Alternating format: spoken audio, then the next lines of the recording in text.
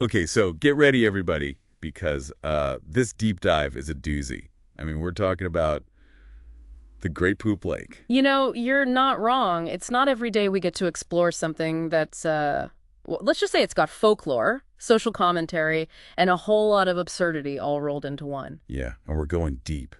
Articles, bulletins, we even found some song lyrics, all about this place called Wyoming and their, how do I put this delicately, their unique relationship with the Great Poop Lake.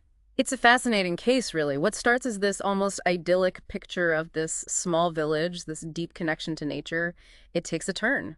And that's where things get interesting. Yeah, because it's more than just a lake to them, right? It's Mhm. tied to their history, their ancestors, their whole belief system. Exactly. It's like and I'm not sure this is the right word, but a deity, a force that connects everyone and everything. And they're big on the whole unity thing. In the Great Poop Lake, we're all the same. It pops up everywhere in this material. What do you make of that? I mean, it's powerful, right? Yeah. Even if the imagery is, well, potent, it's this reminder that no matter how high and mighty we get, we all end up the same way. It's a leveler. Right.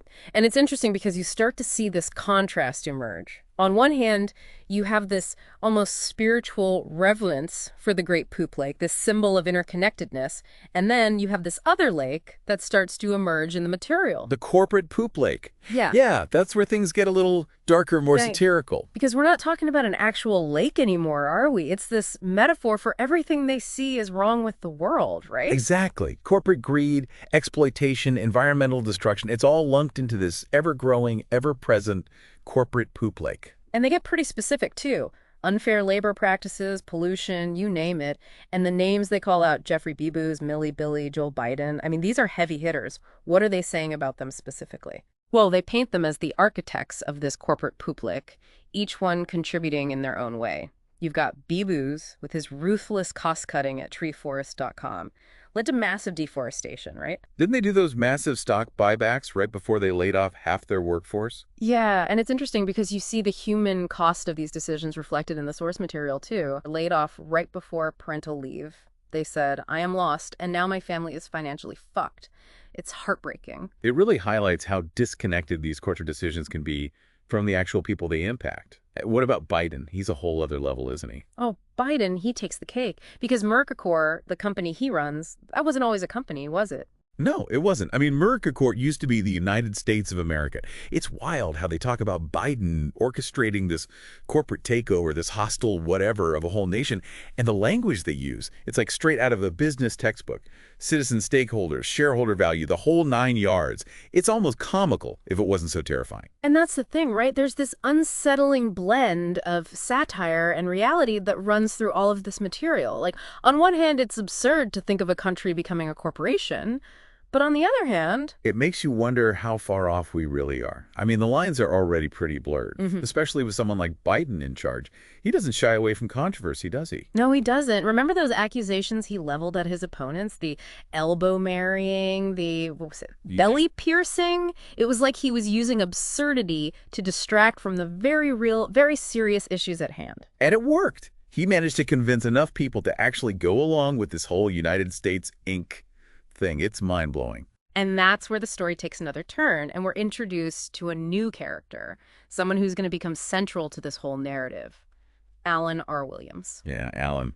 He's an interesting one, isn't he? Kind of a reluctant hero, at least from what we gather from the material. This brilliant engineer, kind of disillusioned with the world, struggling to find his place, to make sense of it all.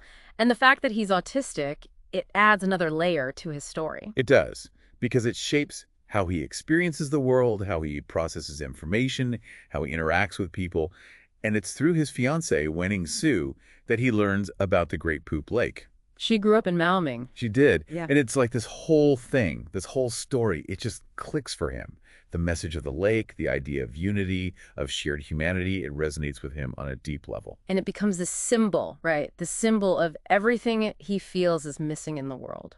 Exactly. And it sparks something in him, this realization that he can't just sit back and watch as this metaphorical corporate poop lake spreads, as the world around him seems to be drowning in greed and excess. He has to do something. And that's where things really get interesting and messy. It all starts, at least from what we can tell, with these pants bombs. Pants bombs. Okay, you're going to have to explain this one. Because I'm both curious and a little grossed out, to be honest. Well, the name's pretty literal from what I gather. People frustrated with corporate greed and all that, they decided to take a very direct approach. They literally pooped their pants in front of these CEOs as a form of protest. Okay, so not exactly subtle, but I guess when you're dealing with people who seem to be immune to the suffering of others, sometimes you got to get that creative. And it worked. They actually did Oh, this. it gets crazier. The material's full of these stories. Like, remember Jasper Carrington, CEO of Texler Industries? Big layoffs, record profits, the whole nine yards. Yeah, I remember him. What happened? So he's doing this Q&A, right? Big company event. And someone from the audience, they stand up, they start asking him about his bonus, about all the people who lost their jobs, and then bam, pants bomb, right there in front of everyone. You're kidding. What did Carrington do? Apparently, he was horrified. I mean, can you imagine? These CEOs are used to their sanitized boardrooms, their carefully crafted presentations. A pants bomb, that's a whole other level of confrontation. But it got people's attention. Yeah, no kidding. It's like you can ignore a picket line, maybe even a strongly worded letter, but you can't ignore that. And it seemed to catch on, right? This wasn't just a one-time thing. No, it became this whole movement. People were setting them off everywhere. Shareholder meetings, press conferences, even outside those fancy CEO mansions. It was like this bizarre form of performance art, a very messy way of holding these people accountable. And it's interesting because you can tell from the material, there's this sense of humor about it, too. Like, they knew how ridiculous it was, but they also knew how effective it could be. It's like, you want to ignore us? Fine. But you're going to have to smell us. And they didn't just stop at the pants bombs, right? They also used those watchers' bulletins to call out these CEOs by name, listing out all their offenses. Right, and they didn't hold back. They called out Bibus for the deforestation, Millie Billy for funding conflict in the Middle East. There's this line that's just brutal. Millie Billy's contributions to society are enormous, disgusting, and vile. It's like they were determined to expose every little thing, to hold these CEOs accountable for every decision, every consequence. But how did these corporations respond to all of this, to this very public, very messy form of protest? Yeah, did they suddenly see the error of their ways? Did they change their policies? Not quite. From what we gather, they doubled down. The material starts talking about this increase in output, their word, not mine. And by output, we mean Pollution, waste, the very things that were literally choking the planet. They just kept producing more, consuming more, as if the solution to the problem was just to create more problems. because that's the corporate playbook, isn't it? Growth at all costs. Even if those costs are the planet, other people's lives, even our own humanity. And they tried to spin it, didn't they, to justify it? Oh, absolutely. They talked about market demand, meeting the needs of consumers. Like, they were doing us all a favor by polluting the planet and exploiting workers. There's this quote from Jared Williamson, CEO of Outhold Enterprises. He said, and I quote, "The unfortunate reality is that innovation requires sacrifice." As if people dying from their greed is just, what, an acceptable loss? It's chilling, isn't it? How easily we can rationalize injustice when it benefits us. How quickly we can become desensitized to the suffering of others.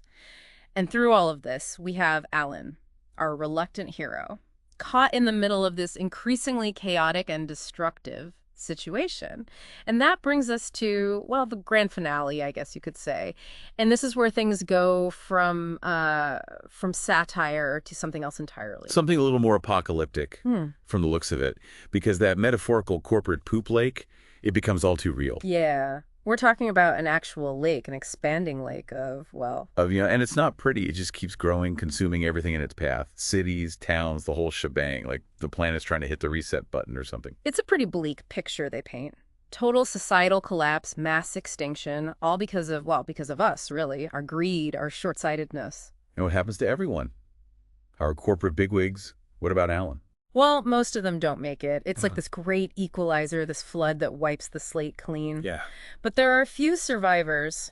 Alan's one of them, which I guess in a way makes sense, right? He spent this whole time preparing for the worst, sounding the alarm. Right. But it's not exactly a happy ending, is it? I mean, the world is gone. His friends and family are gone. And get this, the material focuses on these two podcasters. They somehow managed to survive, safe and sound in their little soundproof studio, completely oblivious to the fact that the world outside has literally gone to shit. Oh, come on. They had no idea. Seriously. They just keep recording their podcast, talking about, like, I don't know, composting tips, the latest sourdough recipe. Meanwhile, Alan's out there, surrounded by the ruins of civilization. That's brutal. Talk about being out of touch. But why the podcasters? Why focus on them? It seems so random. It's not random, it's deliberate. Because for Alan, they're his only hope. What do you mean? How? He remembers something from their podcast. They had this segment called Current Events Rundown, just a quick rundown of local news. And so he starts trying to get their attention. How? Like writing them letters? I mean, mail service isn't exactly running on time during a poop apocalypse, is it? He gets creative, starts writing these over-the-top headlines, articles, anything he can think of that might catch their eye. He even draws a map to some kind of safe haven, this place he's found that's untouched by the lake. And he's hoping they'll read it on their show. Talk about a long shot. It's kind of heartbreaking. I mean, think about it. Here's this guy. He's seen the worst of humanity. He's lost everything. And his only hope is two podcasters who may or may not be paying attention. It's a powerful image, right? This idea that even in the face of total annihilation, we still cling to hope, to connection. And that's really what this whole story is about, isn't it? Our need to make sense of the world, to find meaning in the mess. Even if that meaning is buried under a whole lot of, well, it's a lot to process, this whole Great Poop Lake thing. We've gone from idyllic villages to corporate takeovers to pants bombs to, well, a literal poop apocalypse. If that's not a metaphor for the state of the world, I don't know what is. It's a wild ride, that's for sure. But I think that's the power of storytelling, isn't it? It can make us think about uncomfortable truths, confront our own anxieties in a way that traditional reporting maybe can't. So what are we supposed to take away from all of this? Besides, maybe investing in some really good rubber boots. Maybe it's a reminder that the world, it's a messy place. And the choices we make, even the small ones, they have consequences. We can choose to ignore those consequences, to pretend they don't exist, but that doesn't make them go away. Or, we can pay attention. We can try to make a difference, even if it's just in our own little corner of the world. Maybe that's what Alan's story is really about. Maybe. Or maybe it's just a reminder that sometimes life is just weird and unpredictable, and no matter how hard we try, we're never really in control. Either way, it's something to think about, right? Definitely. Well, on that note, I think I need a shower. And maybe a strong drink. Thanks for joining us for this deep dive into the Great Poop Lake. We'll see you next time.